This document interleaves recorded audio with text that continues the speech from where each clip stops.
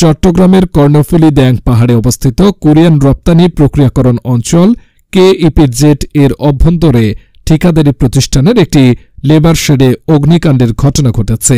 এতে অন্তত 20টি কক্ষ পড়ে যায়। শুক্রবার 24 জানুয়ারি বেলা 11টার সময় এ ঘটনা ঘটে।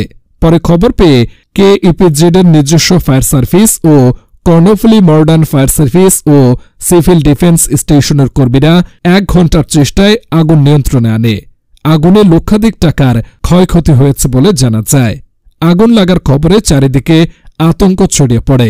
সব দেখতেছে আগুন জ্বলতেছে, ভিতরে ঢুকতে পারি নাই, বাইর করতে পারি না, কেউ অনেকে অনেক কিছু বাইর করতে পারছে। আমরা তো কিছুই বাইর করতে পারি না। মোবাইল, ব্যাগ, কাপড় চোপড়, বেডিং বুডিং সবই ছিল, কিছু টাকা ছিল। আমি একবারে পুরা জিরো। আর কারণ আমার একটা যে আমি যা পড়াশোনা করি এটা পাল্টানোর পরে যে কিছু কিনবো এরকম কোনো ভাব নেই। জানতে চাইলে KEPZ এর AGM মুশফিকুর রহমান বলেন, KEPZ এর ঠিকাদারি প্রতিষ্ঠানের কনস্ট্রাকশন শেড পড়ে গেছে। তারা বিভিন্ন ঠিকাদারের কাছে কাজ শেষে টিনশেড ঘরগুলোতে থাকতেন। কর্ণফুলী মডার্ন ফায়ার স্টেশনের ইনচার্জ সাইদুজ্জামান বলেন, আগুন লাগার খবর শুনে আমরা দ্রুত ঘটনাস্থলে গিয়ে আগুন নিয়ন্ত্রণে আনি।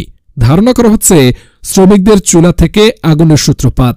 আগুনে 50,000 টাকার মতো ক্ষয়ক্ষতি হয়েছে এবং 5 লাখ টাকার মালামাল উদ্ধার করা হয়েছে।